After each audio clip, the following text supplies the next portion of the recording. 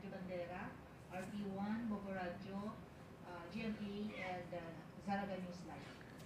May we have your opening statement, sir. Good morning gid sa tanan. Una sa tanan, happy Easter gid ko sa tanan nga lantaw kag sa tanan nga upod nga diri. Nalipay gid ko kay nasang aga ginpabalo nga anom gid sa aton nga taga syudad nga nagkuaban nga nakapasan no.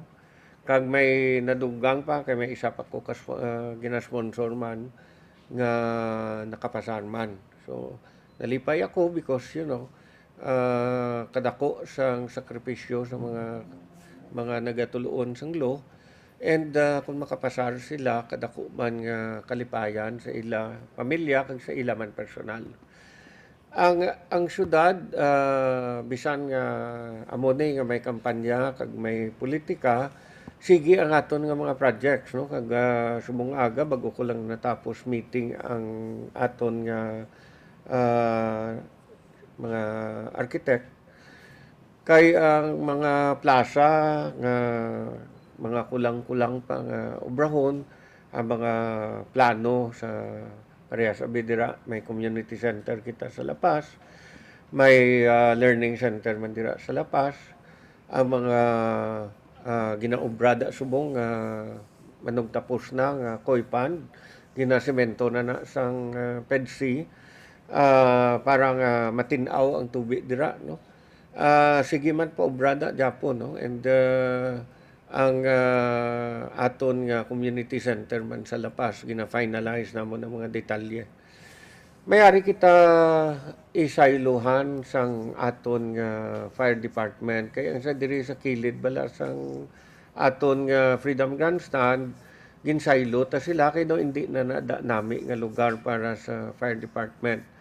Ang aton nga napilian nga sayluhan nila kag ginaobra na to subong ara dira sa DPWH sa Fort San Pedro kay aton man nga duta. And may mga naistoryahan kami, mga kulang-kulang naman lang sa budget. Once masaylo na to katawom na sa aton nga fire department dito sa Fort San Pedro. Kag diri naman niya sa aton sa Freedom Grandstand iplanuhan kung ano naman daton ipaobra para nga nabi na gid ang lugar sa kilid sang isa ka museum, ang Maritime Museum. Ang dito sa kilid man sang adwana may ara kita da tawgon ta Iloilo City Government Center. Ang dalom niya may business one-stop shop. Kag ang dira nga business one-stop shop butangan ta na sang negative pressure. Parehas man diri sa opisina ta nga may negative pressure para ang tanan nga magkuha sang ila lisensya safe gid dira. Ang negative pressure na bisan may aircon kita ang hangin sigigwa no. Do parehas lang sa mga emergency room kag sa mga eroplano.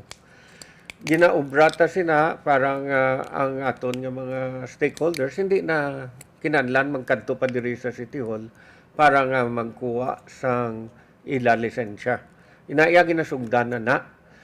Kag ang sa mga off-site payment centers ta gina-final taman mga kulang-kulang pa kay may mga fondo na ina pero ang kulang naman lang sina siguro mga computers kag mga system para nga pagbayad mo didto sa ila sa mga off-site naton immediately masulod na diri sa aton sa City Hall ang fondo. So while we are still sa election nga mode sige man Japon ang aton nga obra ang isa ta nga siguro dapat preparahan sang tanan ang sa La Paz ta. Kaya ang La Paz na bid out na kag na award na ang aton nga project na sa plaza and kainalang sang aga ginpermahan ko na ang ordinansa para sa closure sang dalan dira. Isaylo na da sa dalan ang mga vendors in the meantime para maobra na ang aton nga La Paz Market. Ang dason naman dahil nga closure amo ning sa Haro para nga sige-sige na. Ang sa Rebalo na waigid man kita closure nga obrahon dira kay isaylo ta ang mga vendors sa gym kay para matawhay sila tanan. So, ano aton nga gusto nga ipabalo ta sa tanan nga while sige ang aton nga eleksyon kag tanan nagkampanya kag masako para sa eleksyon, ang syudad ya ang kaayuhan para sa aton pumuluyo, sige ta obra. Okay, I am ready for any questions. Thank you, sir. First question from Amy.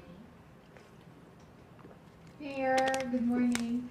Assessment lang naton sa nagligad nga Holy Week. Sa nagligad nga Holy Week, nalipay ko do katawhay gid sang tanan.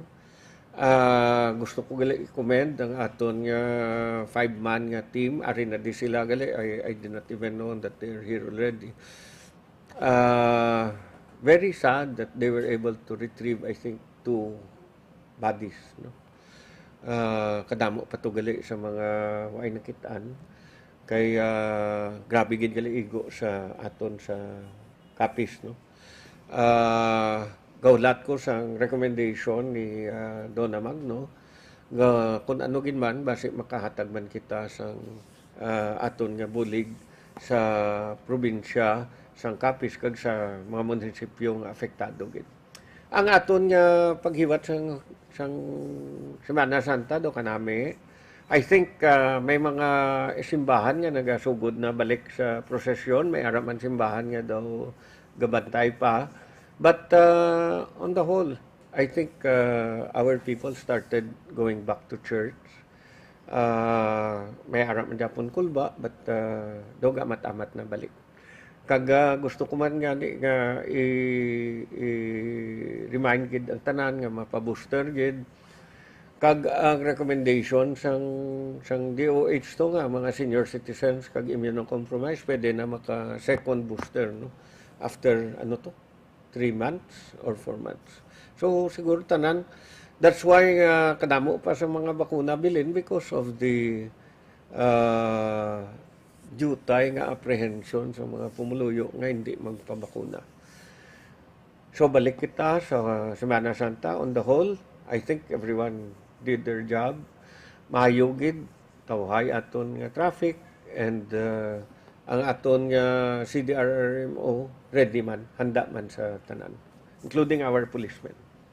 Mayor, anong aton nga ginpadala nga bulig dito sa mga affected sa mga agaton? Anong aton? Nagpadala kita 5-man rescue team. Nagbulig to sila sa PDRRMO sang Capiz. Nagbulig sila retrieve 2 ka bodies. Pero I was told nga damo pagaliway nakitaan. And I think gaulat lang ko sa kay Donna kung ano recommendation niya.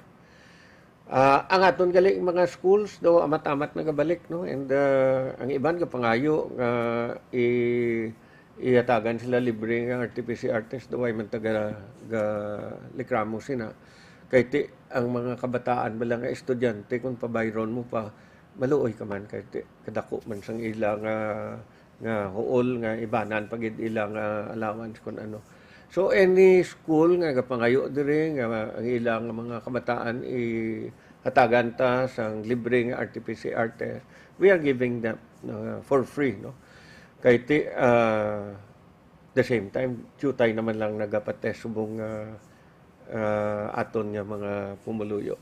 But I want everyone to know for several days zero kita. While manami man na, so hindi lang tama kalipat gid magsige mag-usar sang mas. I think maayo diriya sa aton kay sige pa mas naton. Pero pila na kadlaw zero ang aton cases no.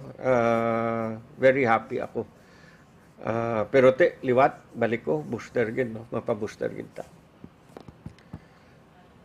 We're going back sa aton nga booster, no? Since nga manubog yun ang aton nga vaccination rate upon ang aton pala nga pagbakuna sa mga pumuliyo sa booster shots naton. Ano ang move nga ginhiwo sa city para dire? Ang inubrata, ginuntat na ang mga malls kag sa eskwelahan. Although kay na gani, nagpasalamat na tato sa ila kay I think ang aton vaccination rate kadasig kay gin-open up ang mga eskwelahan nga vaccination, ang sa mga malls.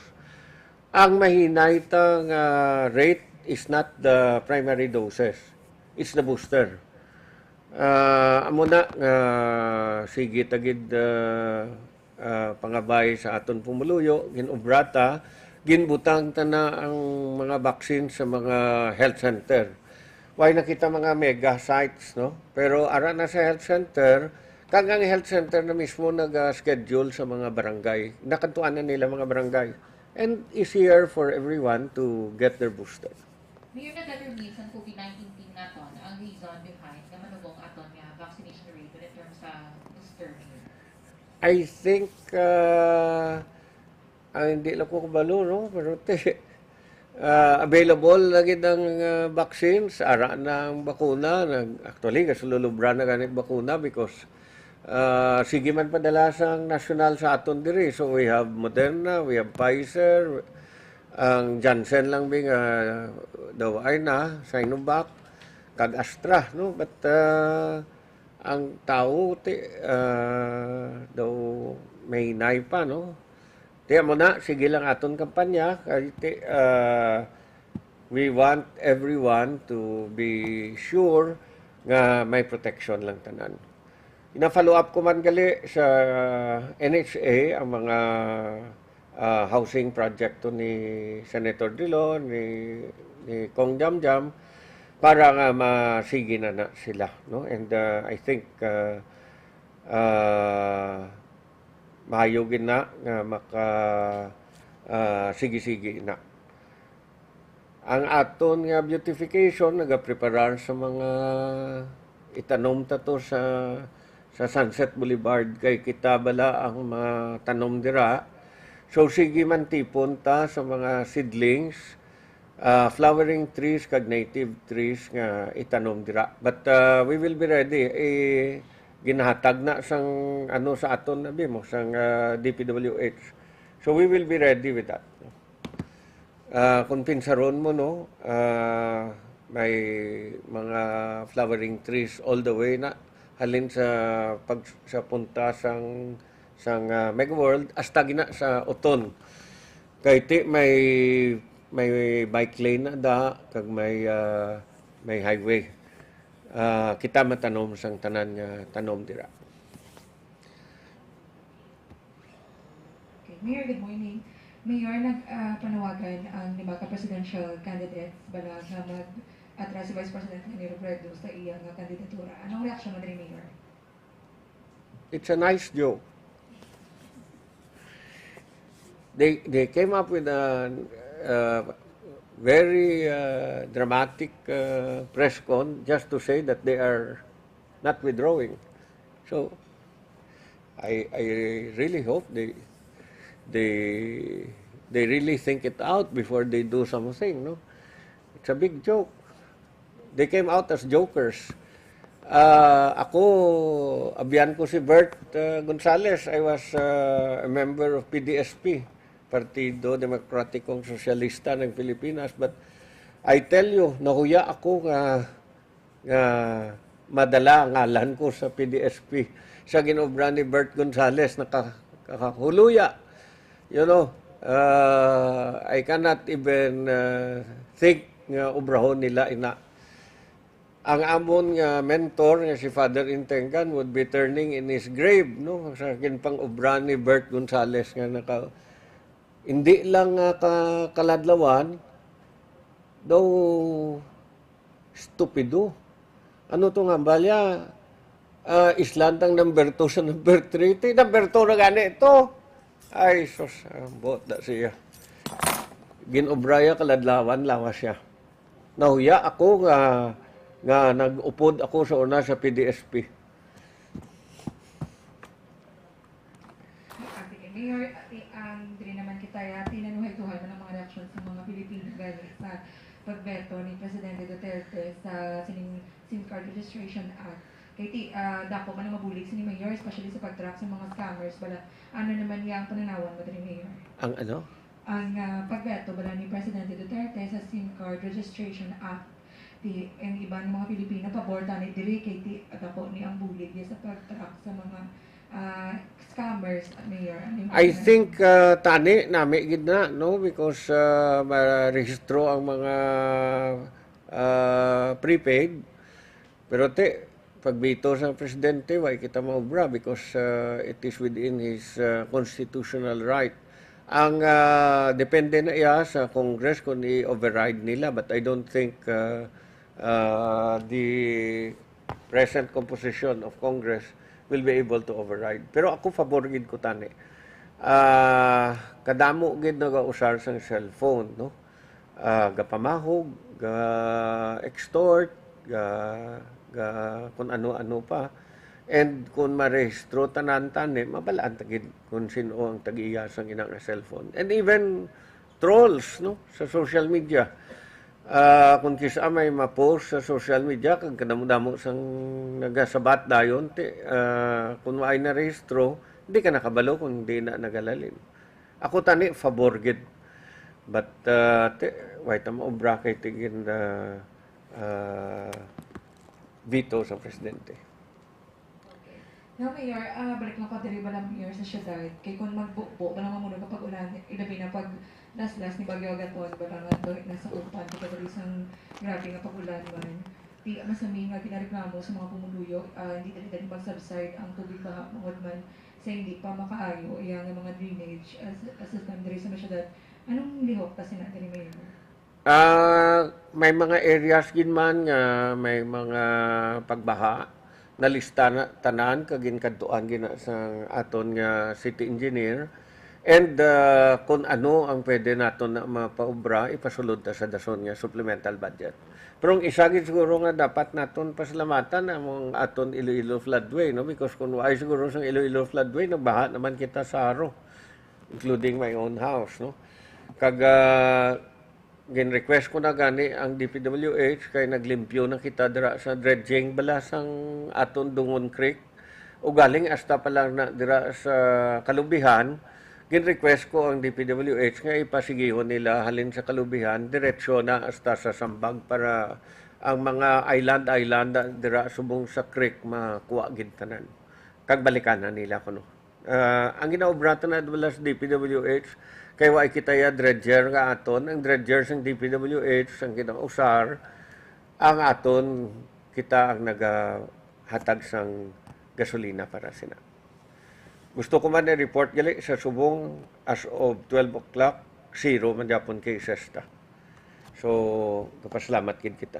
Pero ang mga flooded areas ni balikan ni sila sang DPWH sang aton nga city engineer. Nalista tanan nga nagasaka nga tubig. Mayor, regarding naman Mayor's anticipations ng Iloilo City Government para sa alert level classification sa city sa May. Kung anong anticipation natin? Ang aton siguro ma-maintain man ta Japon sa alert level 1 because ang alert level 0 do hindi man sila gusto nga ihatag no kay hindi sila gusto nga makuha tanay mas naton.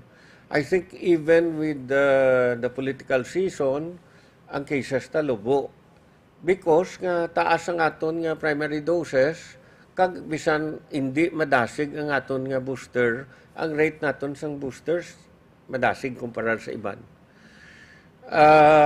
Ang problema sa iban nga LGU ay sila ginatagan sa alert level 1 kay way sila naka-exceed sa 30% nga booster. Tikitaya sobra na sa 30%. Mayor, i-ano ko lang, i-add ko lang. Ang mga schools, Mayor, diri sa city, may idea ka, Mayor, kung sino na pwede makastart or ano nga start face-to-face class? Nagsugod ang mga medical schools, no? Tapos ang mga nursing. Amo to ang sulat kay na nga ginaprobahan ko ang nursing sa doctors nga daw graduating class nila masugod na sila. Ang Ateneo balaan ko do may mga exam na to nga face to face. I think amat-amat no but ako ya gina-encourage ko gintanan mabalik na sa face to face because apektado gin ang education kung kamo may kabataan kamo doon nga pamati lang sila sa computer daw lain gid ya. Akon gani nga apo nag moving up na. Why siya kita sa mga classmate niya. So bisan sa social skills nila apektado. So let us go back to ako niya balik na kita. We have to move on. We cannot be in this state forever. Thank you, Mayor. Basta mabulig lang kamo kampanya sa booster, no? Para nga sige-sige lang kita. So, zero man dapon cases ta.